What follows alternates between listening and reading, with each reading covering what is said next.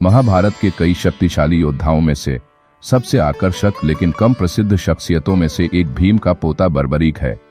उनकी कहानी बेजोड़ शक्ति, दैवीय न्याय और असामान्य बलिदान में से एक है। बर्बरीक घटोत्कच का पुत्र और छोटी उम्र से ही एक शक्तिशाली योद्धा था। वह अपनी अविश्वसनीय ताकत के लिए जाना जाता था और उसे स्वयं भगवान शिव ने युद्ध में प्रशिक्षित किया था। एक बच्चे के रूप में उन्होंने गहन तपस्या की और शिव द्वारा उन्हें 3 दिव्य बाणों का आशीर्वाद दिया गया, जिनमें से प्रत्येक एक ही बार में पूरी सेना को नष्ट करने में सक्षम था। ये तीर इतने शक्तिशाली थे कि इनसे उन्हें यह उपाधि मिली, 3 बार धारी यांच की 3 वाला। इनसे बर्बरीक एक ही क्षण में युद्ध का भविष्य तय कर सकता था। बर्बरीक न केवल शक्तिशाली था बल्कि दयालु और न्यायप्रिय भी था। उन्होंने प्रतिज्ञा ली, मैं हमेशा उस पक्ष की तरफ से लड़ूंगा जो हार रहा है। कुरुक्षेत्र युद्ध शुरू होने से पहले वह युद्ध देखने के लिए निकल पड़े। यह नहीं जानते थे कि वह किस पक्ष से लड़ेंगे। हालांकि उसकी अपार शक्ति ने देवताओं को भी बेचैन कर दिया। जैसे ही बर्बरीक ने कुरुक्षेत्र की ओर प्रस्थान किया, कृष्ण ने एक ब्राह्मण का वेश धारण किया और उसे रोक दिया।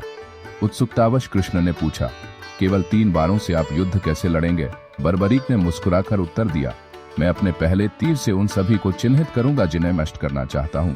अपने दूसरे के साथ मैं उन लोगों को चिन्हित करूंगा जिन्हें मैं सहेजना चाहता हूं, और तीसरे के साथ मैं उन सभी को नष्ट कर दूंगा जिन्हें मैंने पहले चिन्हित किया था, चाहे वे कहीं भी छिपे हों। यह सुनकर कृष्ण को खतरे का एहसास हुआ। यदि बर्बरीक युद्ध करता तो उसे लगातार पक्ष बदलना पड़ता, क्योंकि हारने वाला पक्ष बदलता रहता।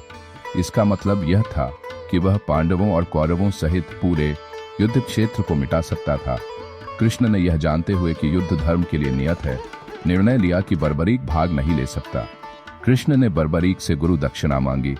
एक सच्चे योद्धा बर्बरीक ने विनम्रतापूर्वक सहमति व्यक्त की। तब कृष्ण ने अपना दिव्य रूप प्रकट किया और कहा, सबसे बड़ा बलिदान एक सच्चे योद्धा का जीवन है। मैं तुम्हारा सिर मांगता हूँ।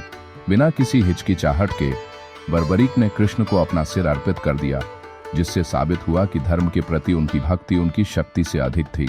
अंतिम आशीर्वाद के रूप में कृष्ण ने बर्बरीक को वरदान दिया, उसका कटा हुआ सिर युद्ध भूमि पर ही रहेगा और पूरे युद्ध का गवाह रहेगा। एक पहाड़ी की चोटी से उसकी आंखों ने सब कुछ देखा, रणनीतियां, विश्वासघात, कौरवों का अंतिम विनाश। युद्ध के बाद कृष्ण ने घोषणा की कि धर्म और अधर्म का सच्चा साक्षी होने के कारण बर्बरीक की सदैव पूजा की जाएगी। आज वह राजस्थान में खाटू श्याम के रूप में पूजनीय है, जहां भक्त उनसे न्याय और सुरक्षा के लिए आशीर्वाद मांगते हैं।